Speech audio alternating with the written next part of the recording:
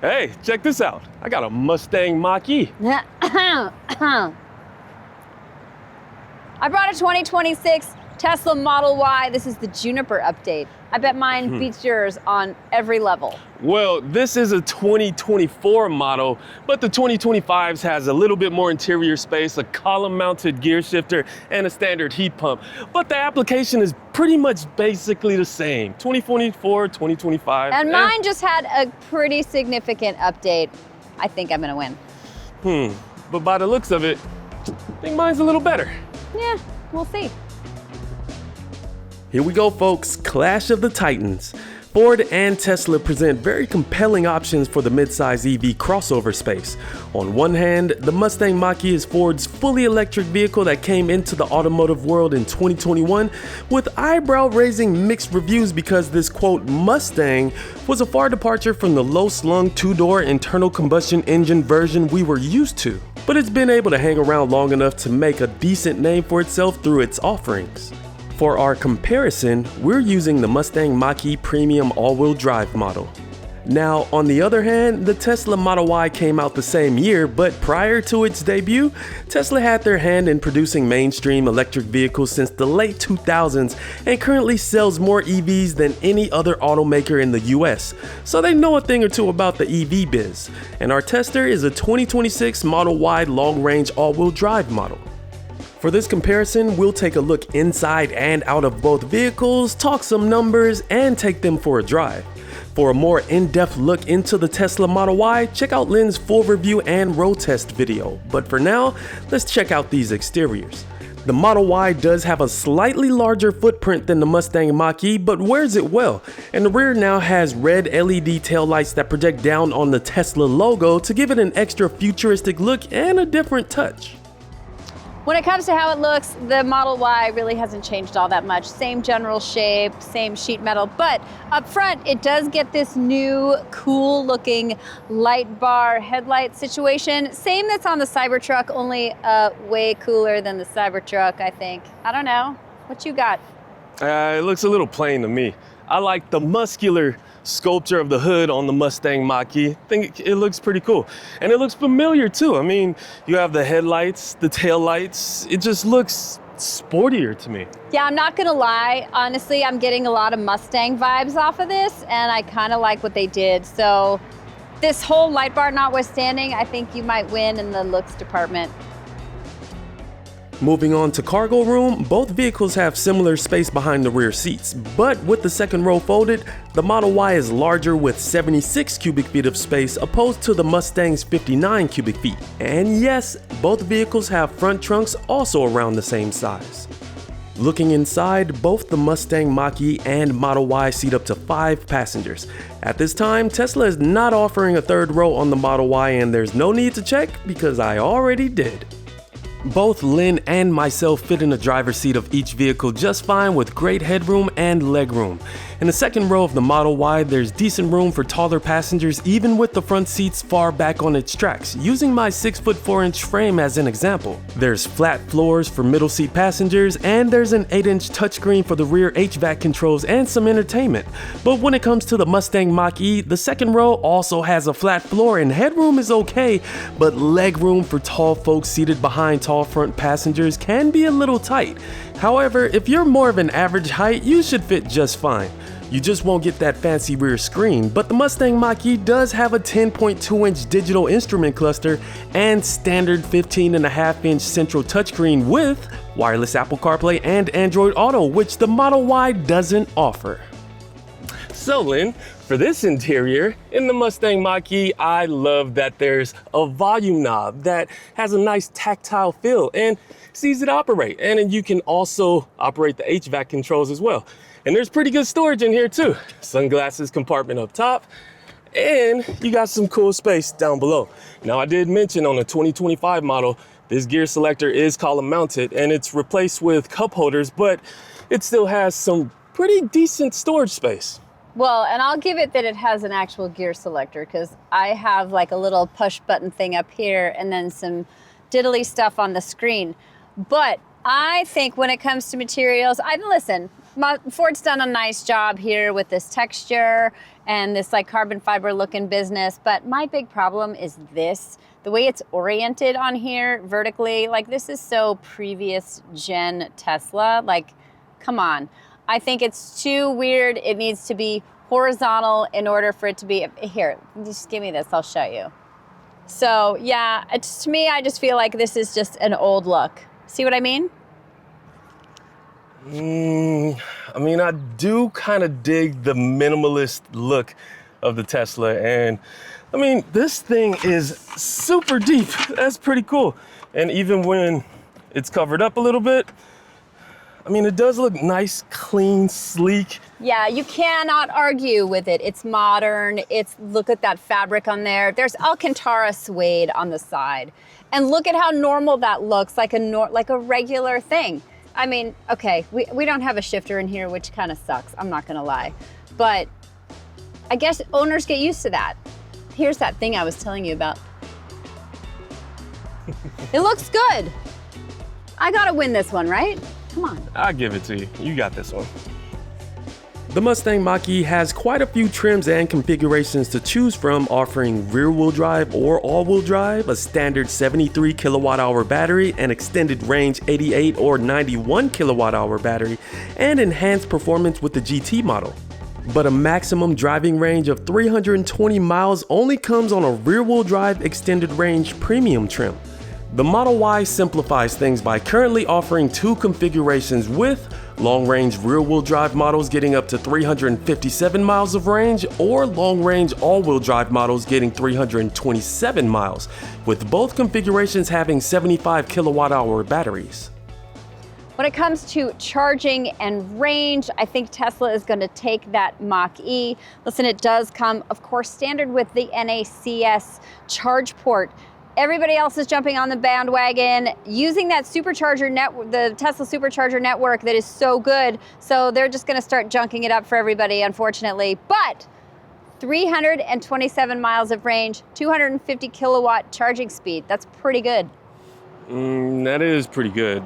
I think she has me in the range department, because with the same configuration, this is a dual motor extended range battery setup, and this only gets 300 miles of range. But for the 2024 and 2025 model years, it's NACS compatible with an adapter. So maybe I kind of get half a point or something. I win. God. All right, now let's talk power. A standard single motor Mustang Mach-E variant only has 264 horsepower, but for the most fun, a GT trim is offered with up to 480 horsepower and 700 pound-feet of torque. Ooh-wee. But for now, let's talk about what's offered on our mid-level tester. Okay, so what are the power numbers on this thing? So this Mach-E extended range all-wheel drive model is 365 horsepower and 500 pound-feet of torque. Does it have drive modes? Yeah, so this one, it's really easy to access the drive modes. You just press this car icon right here, okay, and it takes you right to the controls. Oh. Engage is pretty much the middle of the line, and you have Whisper just for a nice, serene cruising experience, and Unbridled when you really want to open her up. Well, I like the names of the drive modes. That's pretty good. Whisper really ratchets things back. Yeah. I mean, it's just like, this almost feels like you're in full regen. And then let's see what Unbridled does. Oh, and you get a little noise in there. Yeah, and I am a sucker for propulsion sound, so I'm so glad this Mach-E makes that.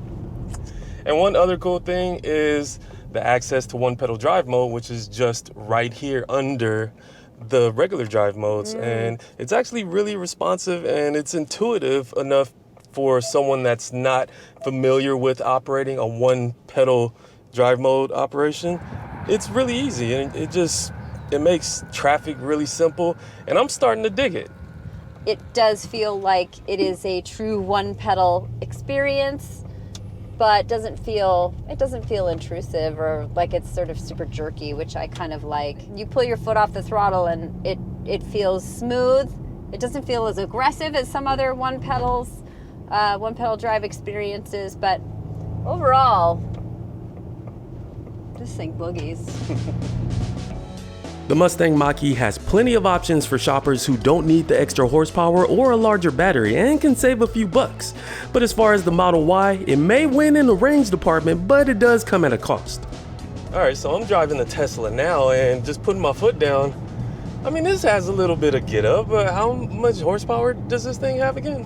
So the rear wheel drive single motor, 295 horsepower, 310 pound-feet of torque. But this one, which is dual motor, all-wheel drive, 384 horsepower, but only 375 pound-feet of torque. Yeah. So the torque number is a little bit less impressive than the Mach-E.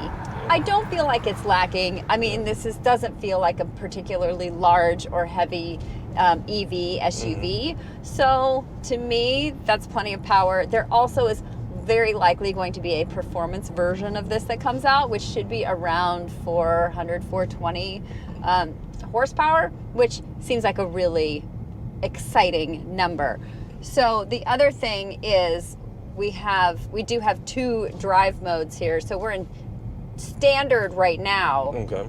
But chill is like the version of comfort. You see how it's a little... Chill just like numbed me out so much. That's right. Yeah, let's go ahead and put this back in standard. Right? But there is no like sort of sport mode in this. It's just those two. I do think it's kind of fun that both of these vehicles have kind of like interesting names for their drive modes. That it's not just sport, comfort, sport plus, whatever. So chill and standard, but there's nothing like ludicrous in here because this is not a ludicrous car. Yeah, but what about the one-pedal drive mode? Does it have a conventional one-pedal mode that you can see in the infotainment screen? It does, and it's actually right near the drive mode, so it's here, but it's under deceleration, and you only have standard and then reduced. But it is true one-pedal driving, which is great, but it is here fairly close, although there's no I haven't found a shortcut here yet. You have to go to the car thing and then you have to go to dynamics and it's right here. So it is one layer in. So yeah, we know both our Mustang Mach-E and Model Y testers have some giddy up, but it's also good to know how they ride. The Mustang Mach-E has an optional adaptive sport-tuned suspension, but it's only available on the GT model. I think as far as handling, I'm not driving this on curvy roads in the mountains anywhere, but there's a part of me that feels like the Mach-E is a little bit more unruly than the Model Y. This also feels like it rides a little bit higher, but I also wonder if that's not a product of me being able to see the hood here. Because in the Model Y, that completely disappears. It's so sloped, the nose is so sloped forward. Yeah, and I think because this hood is so sculpted, I mean, it kind of adds to the cabin experience. It's just something more to look at. But yeah, with the crest up here, it kind of can impede on your vision a little bit. Overall, to me, this drives more like a conventional car, whereas the Model Y is a completely unique driving experience. Yeah, I think it's just a very different type of personality. This is more of the sportier, athletic look to let you know this can get up and get down. But I feel like the inside of the Model Y is a little bit more sedate, a little bit more kind of modern-ish, minimalist. I think the ride quality here, it's really comfortable. I'm gonna guess that the suspension is not adaptive. Nope, no okay, adaptive so it's just suspension. fixed, which is fine. When you're in unbridled, you're not gonna get anything that's a little bit more sporty, but it's a pretty comfortable ride. I think the seats are pretty comfortable too. I'm not sure that it's any better than the Model Y, but I'll be curious to hear what you think about how they retuned the suspension. Yeah. The suspension in the 2026 Model Y gets updated for a smoother and quieter ride. There's currently no option for adaptive suspension on our tester, but we're expecting that feature to be held for an upcoming performance variant. I have noticed in this Model Y, it does seem a bit more composed on the road. In the Mustang Mach-E, it was a little rough over bumpy surfaces, but in here, it's pretty smooth. The updates that they did, they feel like they were pretty substantial. I think they finally have brought this into kind of the modern, like, oh, this is a normal car era, and it's not so much an experimental situation. Yeah, I agree. And the steering doesn't feel too bad. It has a nice weight to it. The only thing that I would say with this steering wheel is just behind it. The signal stalk, I hate it. It does that thing where you click it down and it goes back up and you don't know when it's on or off. And it can be really, really confusing, Tesla, when you're trying to shoot some B-roll or car to car and your signal's on and you're trying to do some stuff. So I feel like we're lucky though, because the new upgrade or refresh of the Model 3 doesn't even have a stock. You just use these like little knobby things on the steering wheel, which is not great. I will say another thing, and I don't know if the Mach-E had this, we didn't try it out, but you can adjust the steering weight. So there's light and there's standard, and then you can do a heavy. Yeah, and it actually feels like it made a bit of a difference. So if you want a more engaging drive in your Model Y, you can just adjust the steering. That's pretty cool. Yeah, so it's really nice and customizable.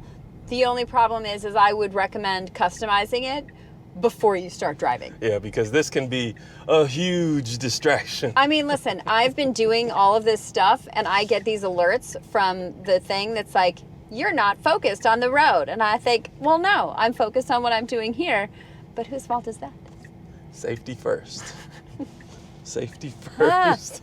So you see what I mean about not seeing the hood at all? Yeah, this is definitely a low slung hood. I really don't see much of anything. I mean, you have to look up like significantly to even see a little hint of blue. Yeah, but you were right about the rear window. It is only a smidget of glass real estate back there, so I'm kind of happy the Mach-E has a little bit more visibility. The one thing I will give this is the cameras on this, the clarity of the cameras, the resolution is really good. So when you are backing up and you have the camera, you can really see everything.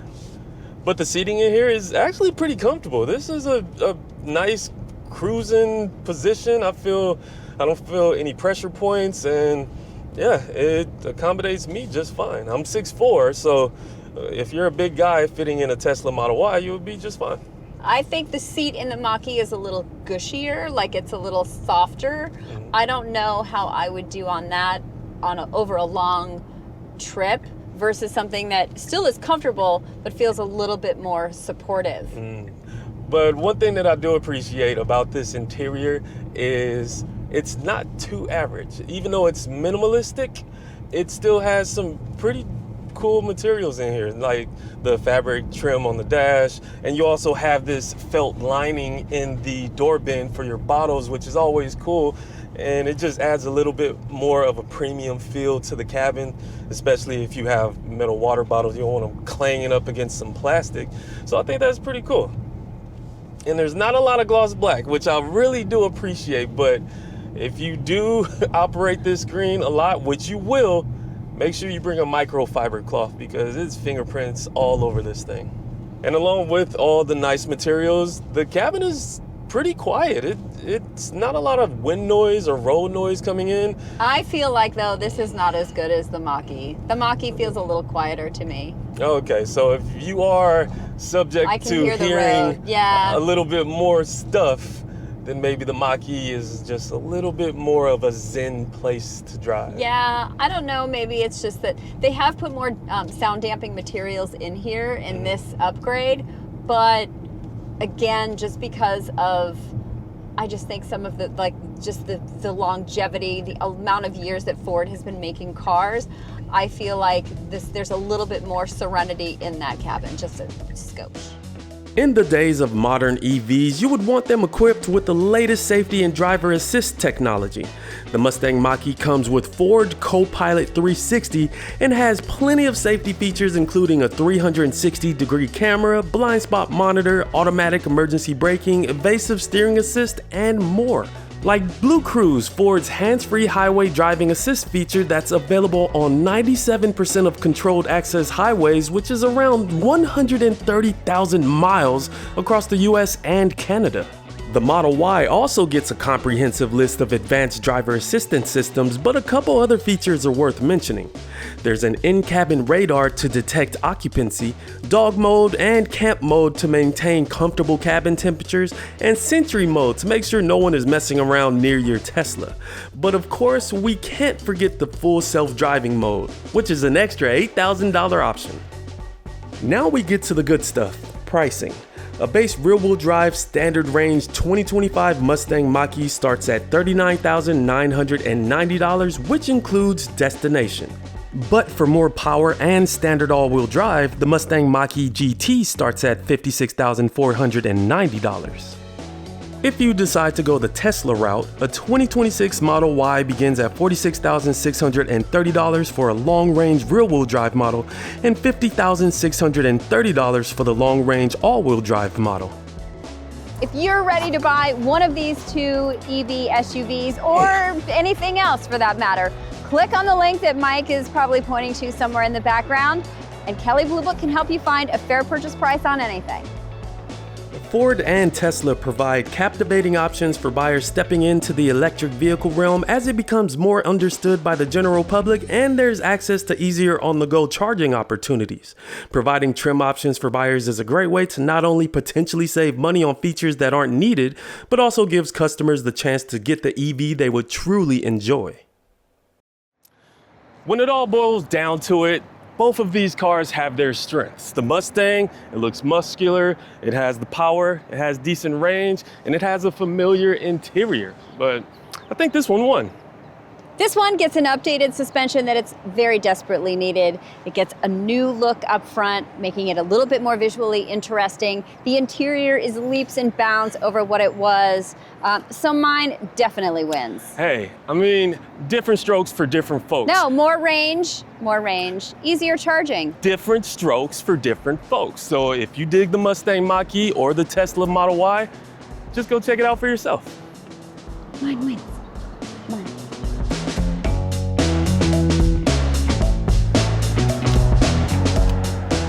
Do you need help working the camera? Yeah, please. Do you need more coffee breath in your ear? Yeah.